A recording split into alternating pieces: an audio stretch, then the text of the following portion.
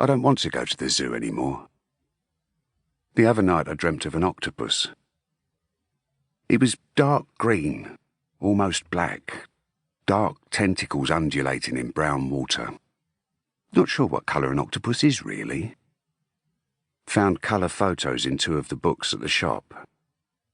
One octopus was brown and white. The other was grey, pinky brown. They change colour, it seems. Their eyes are dreadful to look at. I shouldn't like to be looked at by an octopus, no matter how small and harmless it might be. To be stared at by those eyes would be altogether too much for me, would leave me nothing whatever to be.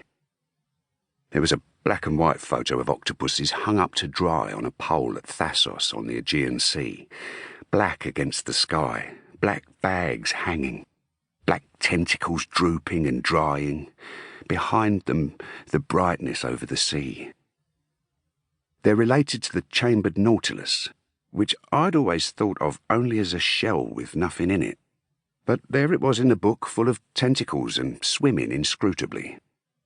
Then I wanted to see an octopus. On Friday, my half-day at the shop, I went to the zoo. Grey day, raining a little. Went in by the north gate, past the owls. Bubo this and bubo that.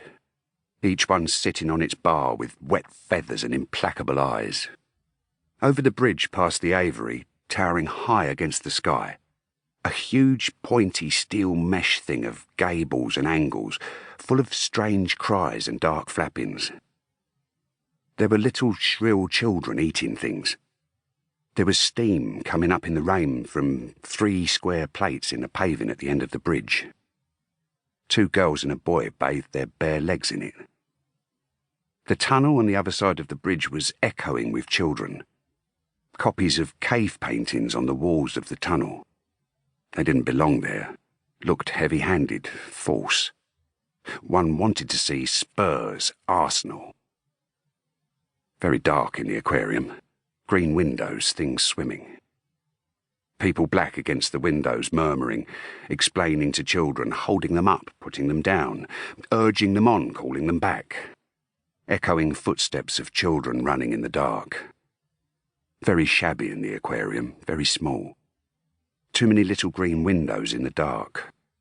Crabs, lobsters, 2 thornback rays, a little poor civil servant-looking leopard shark. Tropical fish, eels, toads, frogs and newts.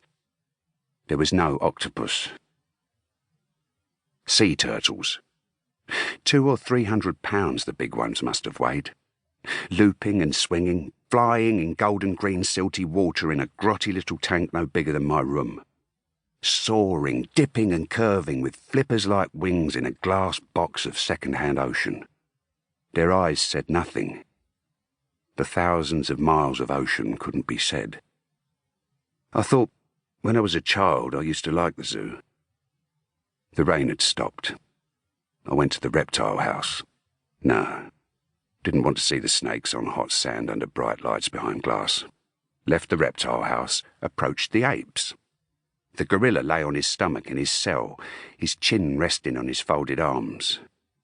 No, I couldn't think which was worse, if he could remember or if he couldn't.